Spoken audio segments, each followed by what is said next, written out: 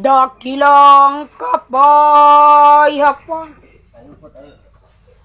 kapayapang ukol sa kaitasan, iginagawad sa inyong kalagitnaan. Aking mga inibig, naway buksan ang iyong kaunawan at buksan ang iyong mga puso upang sa katotohanan naming iniayag sa inyong kalagitnaan at sa mga iwagan ng kaban ng tipan na sa inyong kalagitnaan ay inihayag ay upang mapagtanto at mapag-unawa ng bawat isa't isa sa inyo ang ibig na maganap ng Diyos sa ibabaw ng lupang inyong kinasaligan, at upang malaman ng bawat isa't isa sa inyo ang tunay na pagsunod sa harapan ng Diyos na buhay na siyang lumalang ng langit at ng lupa, na kung paanong kayo'y binigyan ng Espiritu at kung paanong kayo'y pinakakain sa araw-araw ng inyong kinabubuhay, ay gayon nyo rin sanang pasalamatan ng Diyos sa kanyang kabutihan na iginagawa sa ibabaw ng lupa at sa inyo bilang mga nilalang. Ngayon nang marapat na gawin ng isang anak sa kanyang ina o sa kanyang ama, ng lahat ng pagod na ginawa ng mga magulang ay susuklian ng anak ng pagsunod at ng pag-ibig sa harapan ng Diyos na buhay. Datapwat di gayon ang naganap sa ibabaw ng lupang inyong kinasasaligan, na kung paanong ang anak ang dapat na sumunod sa harapan ng kanyang ama, ay gayon sumasalangsang ang bawat tao sa ibabaw ng lupa sa harapan ng Diyos, na kanilang sinasaway at sinusuway ang mga batas at palatuntunan na ipinangalat sa inyo mula pa ng unang panahon hanggang ngayon sa inyong kapanahunan, na kailangan na dapat na ibatas sa inyong sangkalupan upang maganap ang lahat ng ibig ng Diyos na maganap sa ibabaw ng lupa, na ang kanyang mga nilalang ay manumbalik sa kanyang harapan, datapwat hindi ibig ng bawat may buhay ang nais ng Diyos na buhay, na mas inibig ng sanglibutan ang kalayawan ng pita ng laman at iniwalay ang kanilang sarili sa mga batas at palatuntunan ng Diyos na buhay, at isinawalang bahala ang mga kaparusahan na ginagawad ng Diyos sa sangkalupaan at ginagamit bilang pagtawag sa bawat may buhay.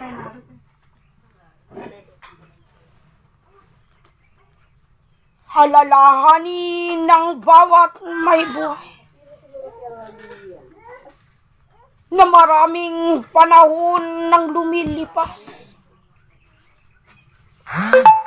maraming panahon ang nasasayang.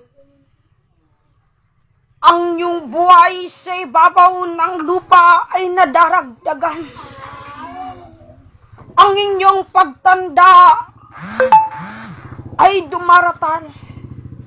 Ngunit ang isip ng inyong kaisipan ay tila tulad sa isang sanggol o sa isang bata na hindi makapag-isip kung ano ang tama at ang mali, at hindi man lamang mapagbulay sa kanilang sariling kaisipan kung ano ang dapat na lakaran at kung ano ang hindi dapat lakaran.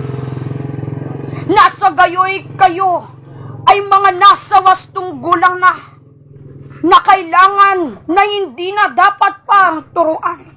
Datapwat ngayon ay narito kayo sa aming harapan upang muli kayong pangaralan bilang isang magulang sa kanyang anak na itinuturo ang matuwid at ang hindi matuwid. Naalalahanin ninyo na matapos na kayo ay nakakinig ng mga salitang ukol sa kaitasan, matapos na ang bawat isa't isa sa inyo ay nakatikim ng mga biyaya na iginagawad ng Diyos sa pamamagitan ng mga luklukan na yan, at kayo'y nakaririnig ng mga tinig sa pamamagitan din ng mga luklukan, gayon nyo dapat na palagahan ang kayamanan na pinagkakalob sa inyong kalagitnaan, na bagamat hindi nahawakan ng bawat isa't isa sa inyo at hindi nakikita, datapwat ito'y tinataglay ng bawat isa't isa sa inyo, na ito'y inyong nararamdaman sa inyong mga buto, maging sa inyong mga kalamnan. Datapwat nasaan ang tunay na pananampalataya, nasaan ang tunay na pangako sa harapan ng Diyos na buhay, na oo at hahanapin kita. Datapwat nasaan ang pangako ng bawat nilalang na ang Diyos ay kanilang hahanapin. Sapagkat maraming sumumpa sa harapan ng Diyos na buhay, datapwat isa man sa mga sumumpa ay walang nagawa at walang nailakad sa kanyang harapan. Gayon din baga ang magaganap sa inyong kalagitnaan. Gayon din baga magaganap ang pangakong binitawan, datapwat hindi magawa at hindi mailakad sa kalagitnaan. Sapagkat maraming tao ang nakasaksi kung anong binigay ng Diyos sa inyong kapanahonan. Maraming tao ang nakasaksi kung anong himala at hiwaga ang ipinagkaloob sa lugar na ito, datapwat nasaan sila ngayon. Nasaan ang mga tao na pinagkalooban ng kapangyarihan? Nasaan ang mga tao na nakaloob at nakatanggap ng biyayang ukol sa kalangitan? Alalahanin ninyo na ang inyong kapanahunan ay sadyang mapanghanib ng dahil sa sarili ninyong kagagawan. At alalahanin ng sanglibutan, hindi lamang kayo kundi ang buong kawan at ang buong nilalang ng Diyos,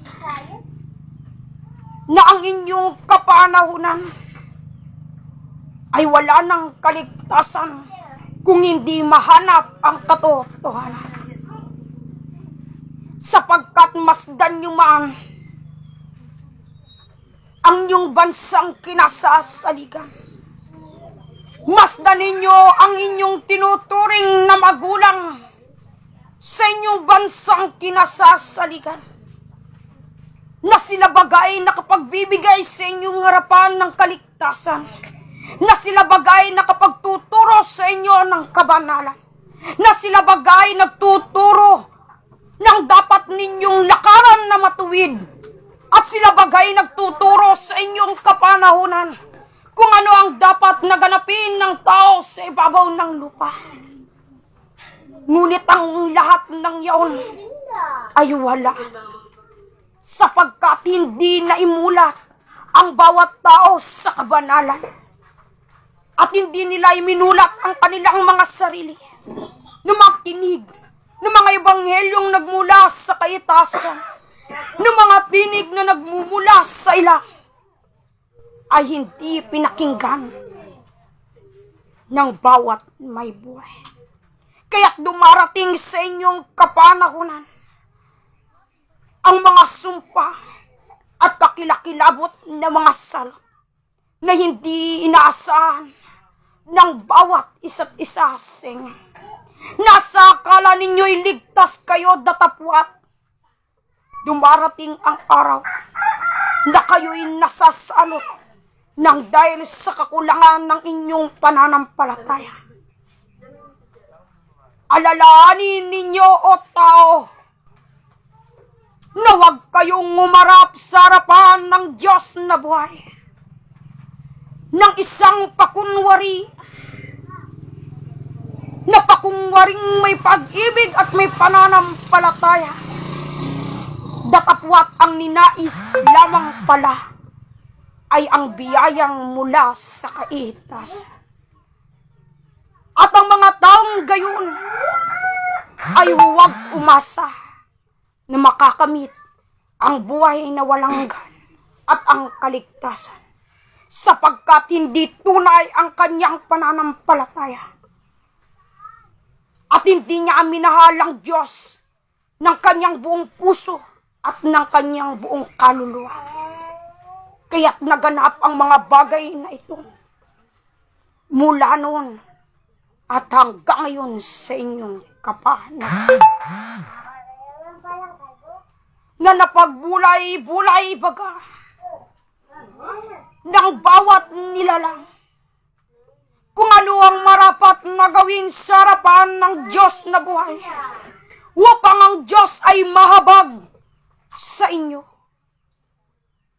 Napagbulay-bulay baga ng bawat isa't isa sa inyo kung ano ang marapat na sundin, upang ang Diyos ay matuwa sa inyong kapanahunan, upang ang bawat isa't isa sa inyo ay datnan ng pagpapala at hindi ng tabak, upang ang bawat isa't isa sa inyo ay maligtas mula sa pagkapahamak, ngunit hindi ginamit ng tao ang kanilang kaisipan upang mapagbulay-bulay ang mga bagay na dumaratal sa kanilang sariling pamumuhay. Sapagkat kung tunay na ang sinasabi ng tao na kayo-kayo ay may pag-ibig sa isa't isa, ano't hindi ninyo maibig ang inyong mga sarili? Kung tunay nga na'y sinasaysay ng bawat bibig ng sanglibutan na nakikilala nila ang Diyos, nasaan ng pagsunod? Nasaan ng paggawa? At kung tunay nga na kayo ngayon ay nasa aking harapan, ay sapat ang inyong pananampalataya na kayo'y nakasusunod, ano't hindi nyo kaya na ipamahagi ang ebanghelyo ng kaligtasan sa kapwa na dapat ninyong bigyan ng pag-ibig at bahagian ng kaligtasan na inyong tinatamo. Sapagkat nahayag sa inyong kalagitnaan kung ano ang mga panahong darating at kung ano ang mga bagay na dapat kayo'y mag-ingat, at ang mga panahon na dumaratal sa inyong buhay ay inihahayag sa kalagitnaan. Datapwat para kayong mga Pariseo at Grego na naghahanap ng tanda upang mas lalong tumibay ang pananampalataya. Datapwat di ganun ang Diyos na buhay. Sapagkat kung inyong pagmatigasin ang inyong mga ulo, gayon din naman ang aming gagawin. At kung kayo ay sumuko sa harapan ng Diyos na buhay, kayo'y pagpapalain. Datapwat kung kayo ay sumuway at naging palalo sa kanyang harapan. Alalahanin ninyo ang lahat na inihahayag sa inyong kalagitnaan. Na ang lupang inyong niyayapakan ay magiging tanso at ang langit ay gagawin niyang bakal upang hindi makinig sa bawat daing ng taong hindi nagpapasakop sa kanyang harapan. At hindi niya ititingin ang kanyang mga mata sa mga anak ng pagsaway. At hindi niya kalulugdan ang mga taong hindi sumusunod sa kanyang mga batas at palatuntunan. Kaya kung ibig nga ng bawat isa't isa sa inyo, na kayo'y kalugdan ng Diyos na buhay,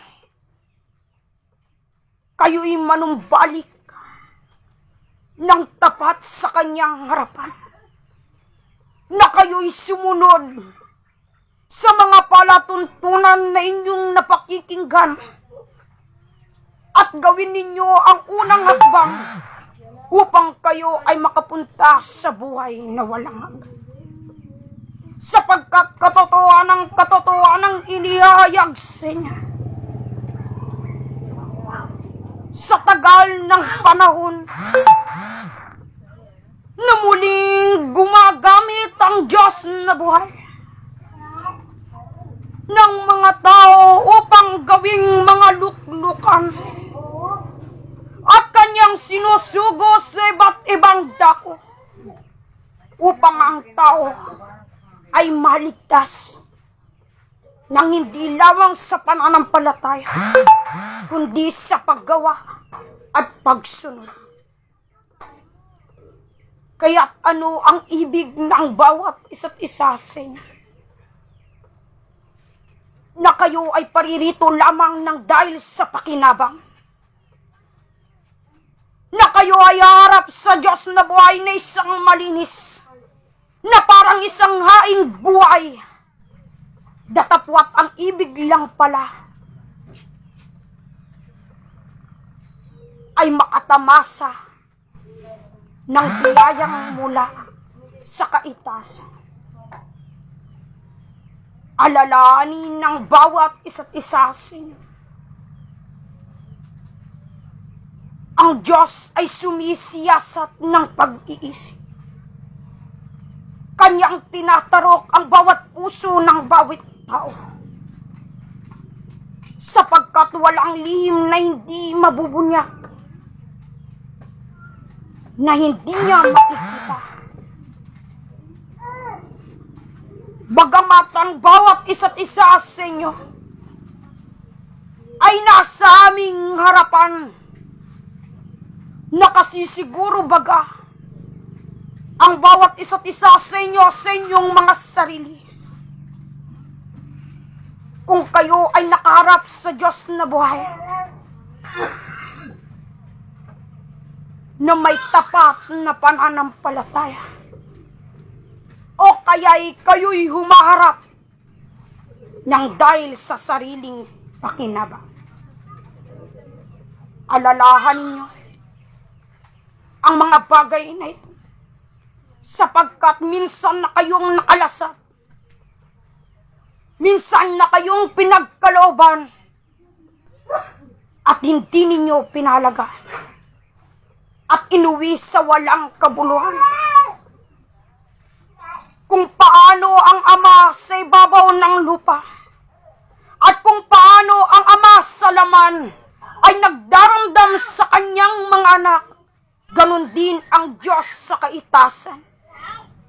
Sapagkat ang Diyos na lumalang ng langit at ng lupa ay Diyos na mapanibughuin, na kanyang dinadalaw ang katampalasanan ng mga magulang sa mga anak, hanggang sa ikatlo at ikaapat na salin ng lahi na napopoot sa harapan ng Diyos na buhay.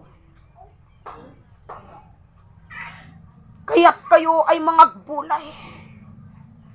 Kung ano ang marapat ninyong gawin. At kung saan ang bawat isa't isa sa inyo magsisimula. Nabaguhin ang sarili. At tahakin ang pinatatahak ng Diyos sa inyo. At huwag niyong hawakan ang inyong sariling kapalaran. Sapagkat panganib ang kahahantungan ito.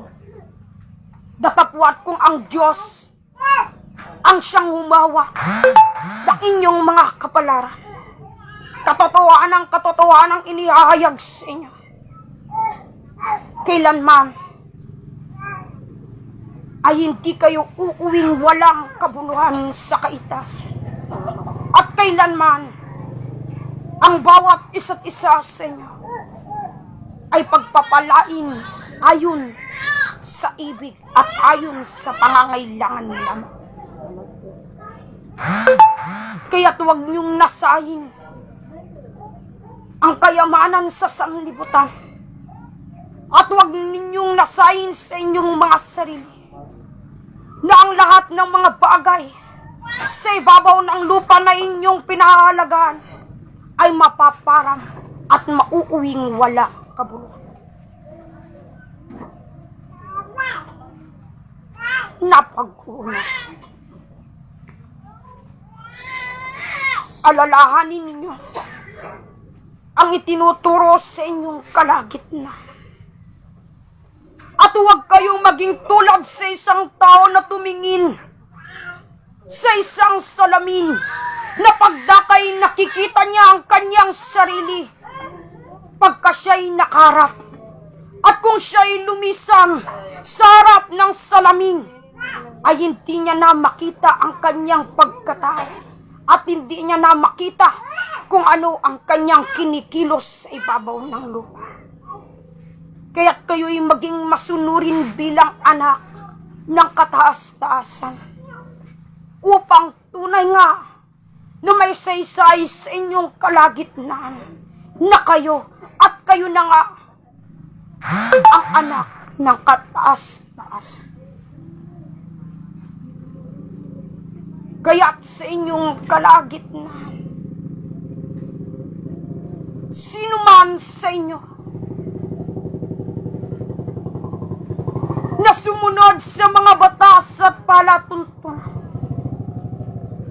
at pagtisa ng lahat ng paghihirap na nagaganap sa inyong pamumuhay at lakasan ang inyong pananampalataya sa harapan ng Diyos na buhay. Tunay nga na ang kaligtasan ay ipagkakalob sa inyo.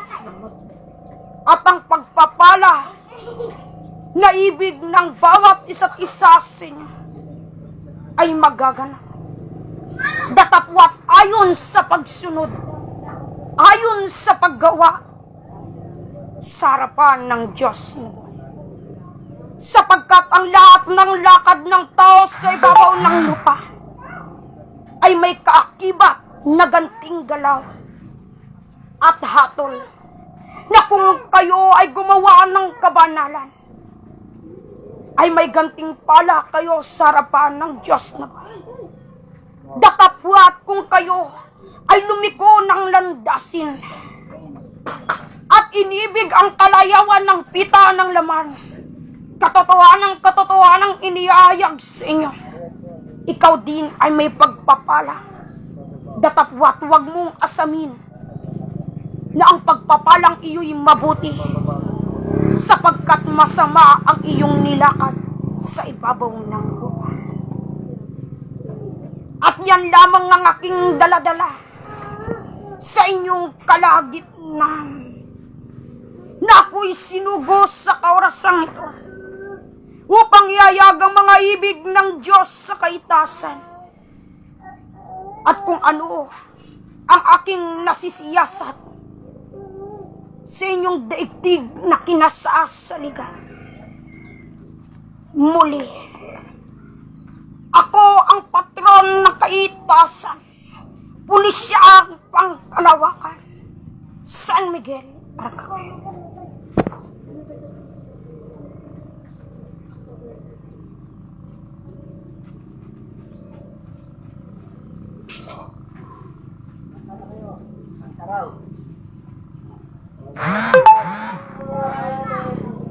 Hallelujah, purihin ang Diyos. Purihin ang Diyos. Hallelujah, purihin ang Diyos. Hallelujah, purihin ang Diyos. Hallelujah, purihin ang Diyos. Hallelujah, purihin ang Diyos.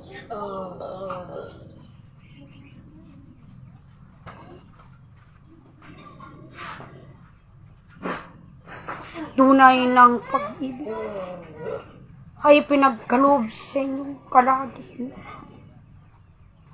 na kung paano ang mga bulaklak sardin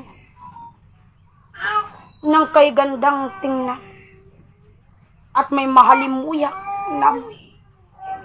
Gayon din ang ebanghelyo na sa inyong kalagitnaan ay inihayag na kung paano na ang tao'y naakit sa bulaklak na yaon na nakatanim sardin at nang dahil sa mabangong halimuyak ng mga bulaklak na yaon, gayon ang bawat taong lalapit sa inyo upang kumuha ng bulaklak at upang amuyin.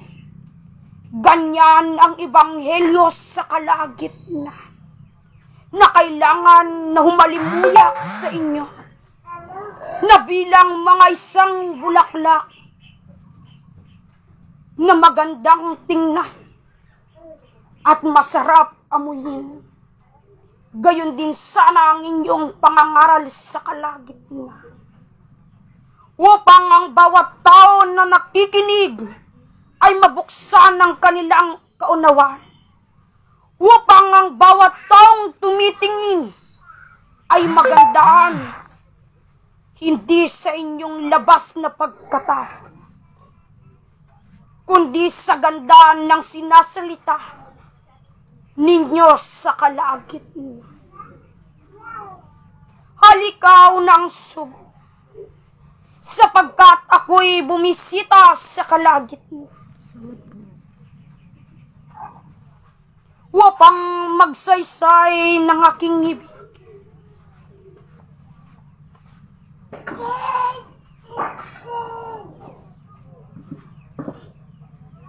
Sapagkat mula noon na ako ay tinuring mong kaibigan, ay tinutulungan kita upang mapalago ang bawat luntuyan na iyong pinatatatag. Datapwat ang aking lamang masasisi. Maraming tao ang nangangailangan ng katulungan. Maraming tao ang nakapakinig ng iyong mga salita.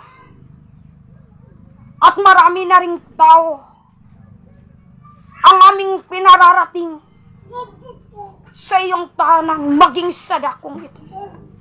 Datapwat silang lahat ay naging walang utang na labas sa harapan ng Diyos na buhay. Anong ibig mo na maganap? Kaya po na nakasulat, kung kailangan nila na paulit-ulit na parusa, ay kailangan po mangyari. Sapagkat kami ay pinagkalooban ng Diyos na ipahamak ang bawat may buhay ayon sa kanilang pagkakasalang nagawa sa harapan ng Diyos na buhay. At kayo ay tinalaga bilang mga tagapagligtas at taga-akay ng mga taong mula sa kadiliman ay dadalhin sa kaliwanagan.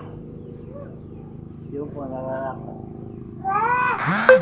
Kaya't aming gagawin ang pinag-uutos ng Diyos at gayon din sa inyo. Hindi ba?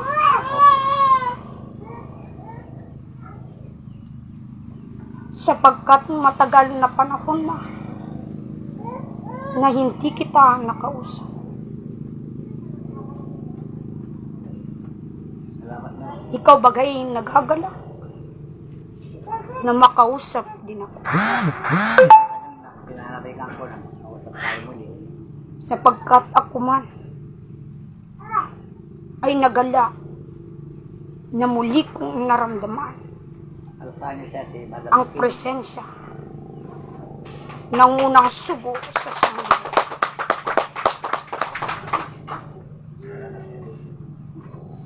Sapagkat wala kong ibang dapat na maihayag. Sapagkat marami kang tagapangaral at nandiyan ka sa kalagit. Siyempre, bilang pastor, Datapwat isang payo ang aking iiwan sa kalagitnaan. Kayo-kayo na mga nakalasap ng biyaya at napagkilala ang unang sugo sa inyong kapanahunan. Na ang sugo na yaan na nagtuturo sa inyong kalagitnaan ay siya mismo ang pinagbubukalan ng kaligtasan. At kung ang sino man sa kanya ay hindi makinig, at kung sino man sa inyo ay hindi sumampalataya sa kanyang inihahayag ng ayon sa kagustuhan ng Diyos at ng ayon sa kaba ng tipan, ay hindi nyo alam ang inyong kararatnan. At hindi malalaman ng bawat isa't isa sa inyo kung anong kasasadlakan ninyo kinabukasan. Sapagkat ganyan lamang ang itsura ng unang sugo sa panlabas na ninyo. Datapwat kung inyong siyasatin ang kanyang kalooban at kung inyong titingnan ang kanyang kaluluwa, malalaman ninyo kung anong hiwaga ang nababalot sa kanya. Sapagkat sino man ng mga guro na nagsilitawan sa inyong bayang kinasasalitan, siya lamang ang tunay na pinagkalooban na bilang tagapagligtas. Kaya't kayo ay mapalad sapagkat napagkilala ninyo ang unang sugo na yan. Mapalad kayo sapagkat natamasa ninyo ang kanyang ebanghelyo na pampagaling sa inyong mga buto at upang magkaroon ng laman ang inyong mga kaisipan upang kayo ay matutong magkulay at alalahanin ninyo ang mga bagay at ang mga kanyang sinasisay na bagamat sa una ay masakit, natatagos sa inyong mga dibdib, gayoy man ito ay magpapalakas sa inyong mga kaluluwa. Na bagamat istrikto at masakit kung manalita, datapwat siya ang kinaroroonan ng Diyos sa inyong kapal. Sapagkat kung wala ang unang sugo, ay walang magiging daan upang ang mga banal na espiritu sa kaitasan ay maghayag at maging patotoo ng lahat ng kanyang iniibanghel. At yan lamang ang aking dala sa inyo. Laad mo ang iyong palad, aking kaibigan. Huwag mo nang isipin ang mga yaon. At huwag ka nang mag-isip ng ano pa man. Sapagkat habang sila ay iyong nakikita at namamasdan na nagiging masigla sa kanilang gawain na tungkulin,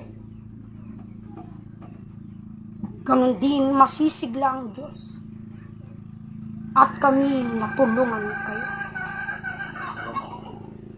Naway magtuloy-tuloy na ang mga kaganapang ito, sapagkat ako din ay nasasabi kung ano ang kaharapan ng iyong mga alagad. Alagaan mo ang iyong katawang pisikal, sapagkat kung hindi mo iingatan ito, ay paano na ang iyong nasasabi?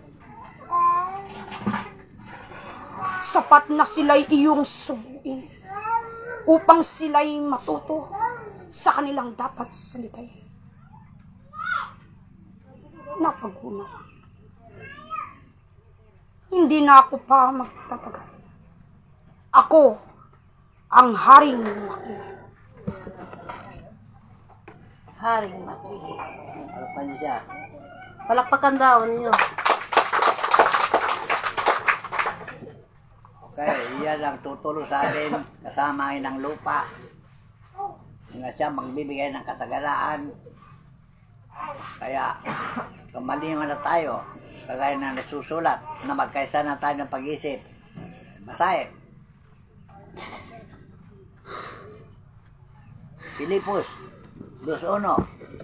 Kung magkaisa na tayong pag-isip, na ibunyi ang karangalan ng Panginoon, kasama na natin lahat ng babanal na pinangunahan ni San Miguel Arcangel, dahil yan ang tagapagligtas ng panahon niya.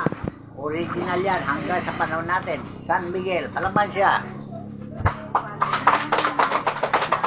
Dahil yan ang nagligtas sa mga propeta nung panahon ni Daniel, Sidrak, Misak at Abednego, kahit na si Daniel. Dahil ang tao ay naghanap ng tanda kung tayo talagang makadiyos o hindi. Ang sagot ng Panginoon, ang binigay niyang tanda ay tanda ni Jonas. Alam niyo ibig sabihin ng tanda ni Jonas? Kapamakan. Kaya yung tanda na hinihiling ng tao. Ngayon sa ating panahonan, yan, nagaganap na sa buong mundo. Di ba yun sabi niya kanina? Hindi lang sa Pilipinas. Buong mundo na. Amerika, China, lahat ng lupalop ng lupa. Lumulubog na. So, ito palatanda na tayo gumising na. At magkaisa para maghari na si Kristo. At gagawin natin lahat ng paraan na ang gobyerno na yan ay mawala na. Dahil yan, walang nagagawa kundi pamimera lang ang tinutukoy at walang nalalaman tungkol sa 10 utos. At hindi lang minulat ang tao sa katotohanan, puro pera. Pera. Wala naman magagawa ang pera. Okay? Kaya, kailan mapalitan na yan. So, kagaya na sinabi nila, yung kantada, gawin mo ang tungkulin mo at gawin namin ang tungkulin namin. Okay? Anong tungkulin nila kasi? Nandun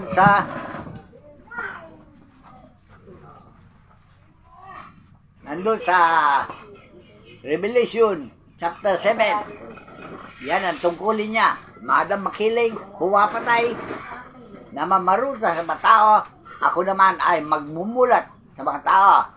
Kaya gawin ko lang ang tungkulin ko, gawin nila ang tungkulin nila, at sabay bibigyan tayo ng kasaganaan kasama ng ilang lupa. Dahil nakita ko na siya, pinakita sa akin ang buong daigdig ay green.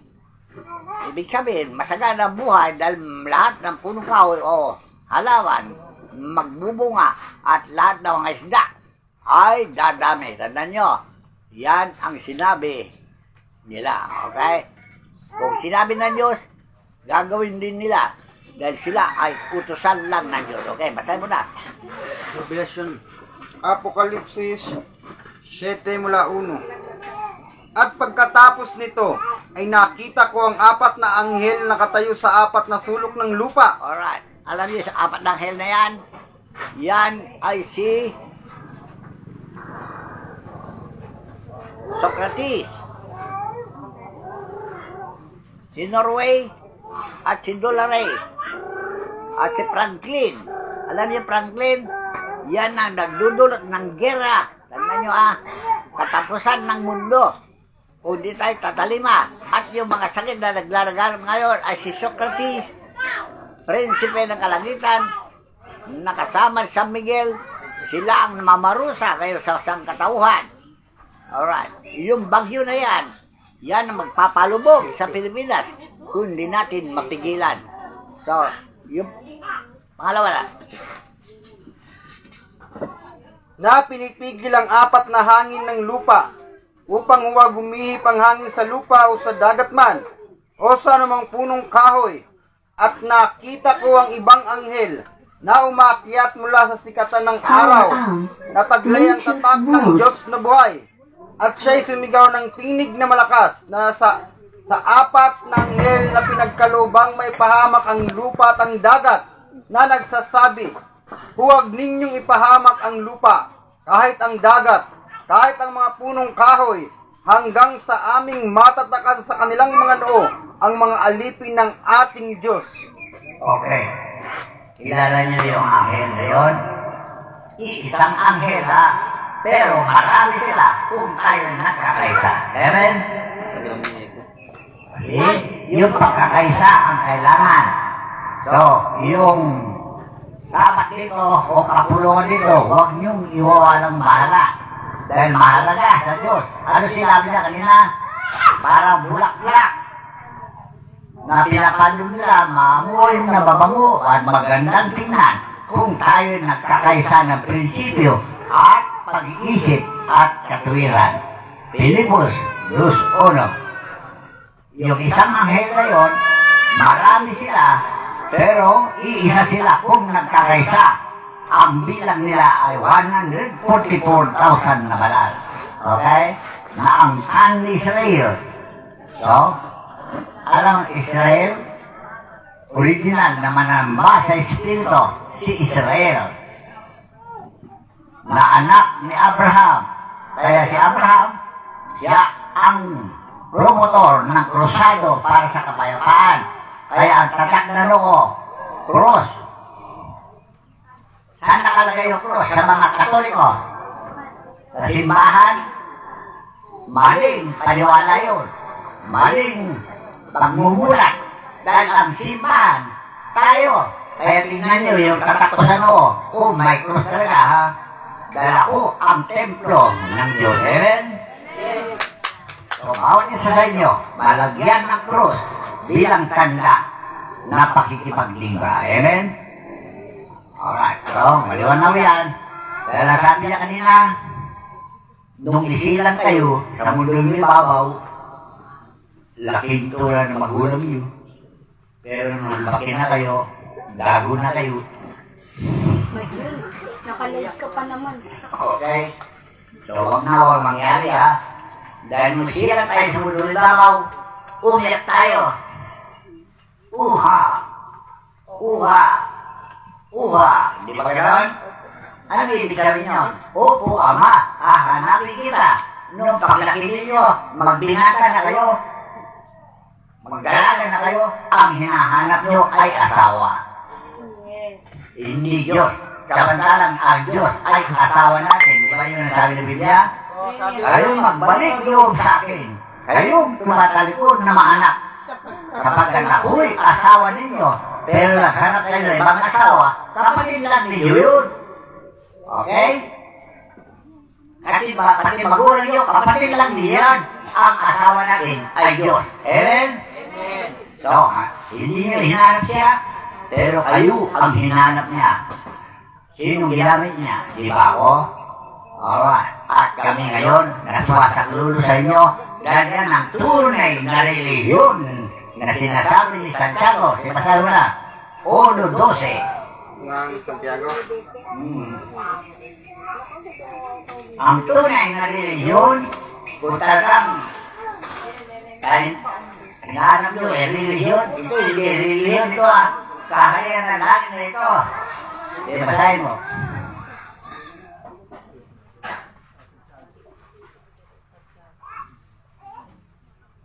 Mapalad ang taong nagtitiis ng tukso, sapagkat pagkasubok sa kanya, siya'y tatanggap ng putong ng buhay na ipinangako ng Panginoon sa mga nagsisiibig sa kanya. Tuloy, huwag sabihin ng sino man pagkas... Ang tunay na reliyon na ito. Ay, kala ko 14. Ay, 12. Kung ang sino man ay nag-iisip na siya'y relihiyoso, samantalang hindi pinipigil ang kanyang dila, kundi dinadaya ang kanyang puso, ang reliyon ng taong ito ay walang kabuluhan. Ano yung pinipigil ng dila? Magkasal kayo. Ama namin, nasa langit ka. Sundin namin ang loob namin, huwag na kayo. Sundin ang loob mo, hindi mo naman nalo. Sunod, ano sa ginagawa na Diyos? Nakatangi ka niya. Dinadaya naman ako. Okay na. Nagdaramdam siya. Tandaan nyo. Kung patayin niya kayo, naghihinayan din siya. Dahil tayo lahat ay anak na Diyos. Kaya lang, isinugo niya ang tagapagligtas, di ba? Unang-una si Jesus. At ano sabi naman ni Jesus? Ang sumasampalatay sa akin ay gagawin din naman niya ang mga gawang aking ginawa. Anong ginagawa ni Jesus kasi? Nandun sa Matthew 4:23.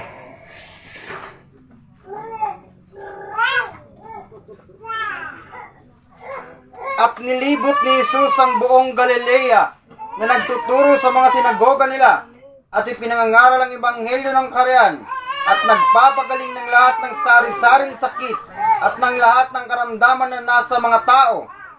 At lumaganap ang pagkabantog niya sa buong Syria at kanilang dinadala sa kanyang lahat ng mga may karamdaman at ang mga pinipighati ng sari-saring sakit at pahirap at ang mga inaalihan ng mga demonyo at ang mga himatayin at ang mga lumpo at sila'y pinapagaling niya. Kung ginawa ni Jesus yun, nagawa ko na rin yun.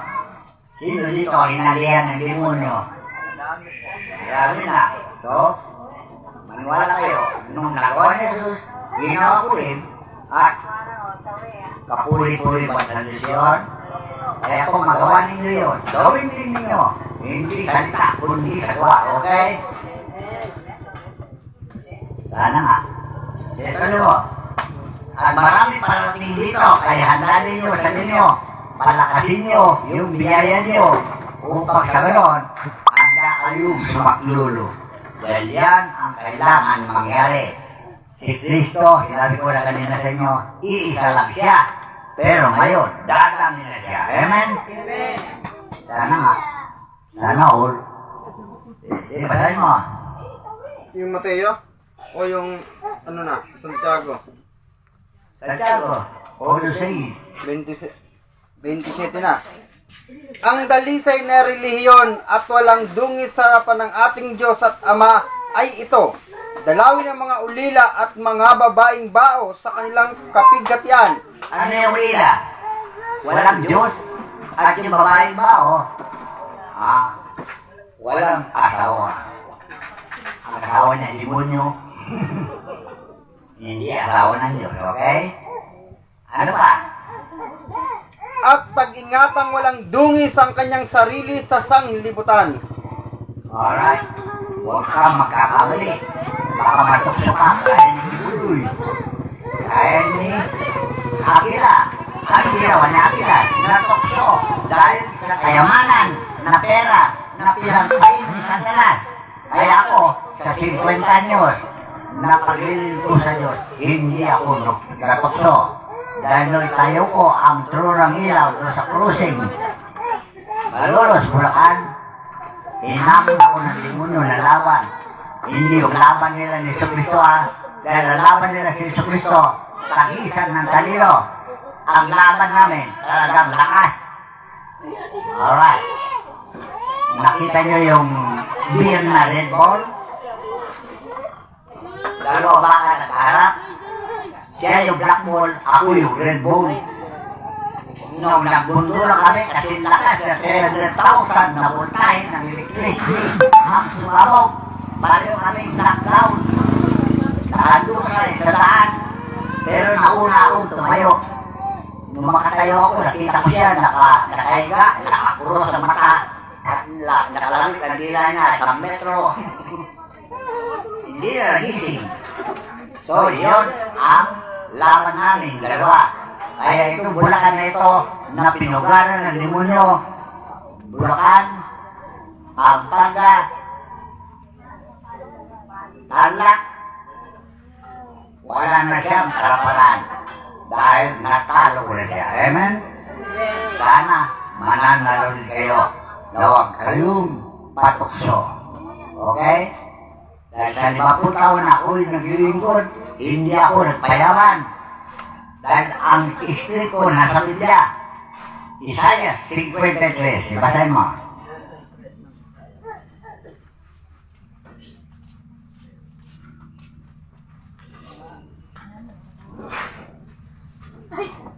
Ang lingkod ng Panginoon ay nagbabata ang kanyang kamataya at karangalan. Sinong naniwala sa aming balita? At kanino nahayag ang bisig ng Panginoon? Sapagkat siya'y tumubo sa harap niya na gaya ng sariwang pananim at gaya ng ugat sa tuyong lupa, walang anyo o kagandahan man, at pagka ating minamasdan siya, ay walang kagandahan na mananais tayo sa kanya. Siya'y hinamak at itinakwil ng mga tao, isang taong sa kapanglawan at biyasa sa karamdaman, at gaya ng isa na pinagkublihan ng kanilang muka ng mga tao na siya'y hinamak at hindi natin hinilagan siya. Tunay na kanyang dinala ang ating mga karamdaman at dinala ang ating mga kapanglawan. Din may ating pinalagay siya na hinampas, sinaktan ng Diyos at nilamhati. Ngunit siya'y nasugatan dahil sa ating mga salangsang. Siya'y nabugbog dahil sa ating mga kasamaan. Ang parusa ng tungkol sa ating kapayapaan ay nasa kanya, at sa pamamagitan ng kanyang mga latay ay nagsigaling tayo. Sana nga. Sana all. Okay? Dahil yan, ay talagang taglay-taglay ko, lakan noon, at tinitis ko yan. Dahil yan, napangako ko sa Diyos. Alam nyo, nung sa pasok-pasok wala sa palapalagay ito, manay ko dinadasan na, Ama, pagalingin mo yung mga tao. Buksan mo ang mata ng kanilang kaunawaan. Gabi-gabi yan, ha? Palakasin mo sila. Alam niyo ginawa niya? Tinawag ako, halika rito. Ikaw, puro ka utos. Hindi ka mautusan. Ilan mo yung kamay mo? Ilan yung kamay ko niya? Dalawa. Binagsak niya yung kapangyarihan sa kamay ko. Ang bigat. Tandaan nyo, ha? Kasi bigat ng... hindi ko matansya kung gaano kabigat. Alright. Yung pala. Yung daigdig. Yun na. Sino may hawak na daigdig? Hindi ba sabi ninyo, Panginoon? Alam niyo, sabi niya sa akin, inis na ako sa sangkataon na ito. Mamaya sabi niya, balibag ko na itong bola na ito eh. Pinalibag niya gano'n. Sinalo ko naman. Okay na. Sana nalipan ngayon yung daigdig. Nasa akin na. So, ang kaligtasan niyo, ako na ang nag-aya. Amen? So, sana nga tayo lahat ay maligtas. Dahil ang tahanan natin sa langit, nakita ko na, tanda nyo. So, halimbawa, ako mauna sa inyo, at nandun na ako sa langit, hihintayin ko kayo doon. Okay? Pag hindi kayo makapunta doon, hindi kayo makarating, babalikan ko kayo. At tapasin ko yung mapulit ninyo. Dahil may tapak ako, tanda nyo ha. Nakapatay na yan. Isang pundadora ng Baliwag, Bulacan, ang yaman-yaman. Hindi naniwala sa ganitong gawain. Pundadora pa, ang yaman na ka. Doon sa servisyo. nabitawan ko yung espada ko. Tinagpas yung linya. Knockdown doon sa atas. Sabi ko, kumatos na. Pangatlo araw, patay na. Kaya yung tabak na yan, nakawag ni San Miguel, binigay din sa akin. Ganun nyo. So, bilang tabak na yan, yung karunungan, kasayin yung mabuti. Para sa ganun, makatabak na rin kayo. Dahil ang Diyos ay pumakatay. Diyos ay bumubuhay. Amen? Amen. So, nagkaya ko na ata. Kaya lang, ayaw ko na pumatay ng tao. Kaya iniwasan ko na sila eh. Kaya lumipat ako sa union, dito na, tinay ko na sarili kong kalingan para sa inyo naman, malaya kang maligtas lahat. Amen? Huwag na kayong sasalamat. So, sa mga bagay na ito, ay nagiging na sa atin na tayo na ay umaon at ipalaganap ang Ebanghelyo sa lahat ng kinapal. Dahil yan ang nakaya sa Biblia, ang dugo ni Kristo. Kailangan may buhos sa lupa, di ba? Para mabuhay ang lupa. Sino yung lupa? Sang katauhan. Ang dugo ni Kristo ay bagong tipan. Tandaan nyo na yan ay may buhos. Eh kung kayo rebulto, walang mabuhos ng dugo. Amen? Huwag kayong mag-rebulto. Kaya nyo, ano? Lumitaw na ang Diyos na buhay. Amen? Amen! Tayo ang Diyos na buhay. Nakaka natin ang Diyos na hindi nakikilala na sagutan. Sa pamagitan natin, makikilala na Diyos. Amen? Amen! Sana nga. Sana kasi sana. Time na.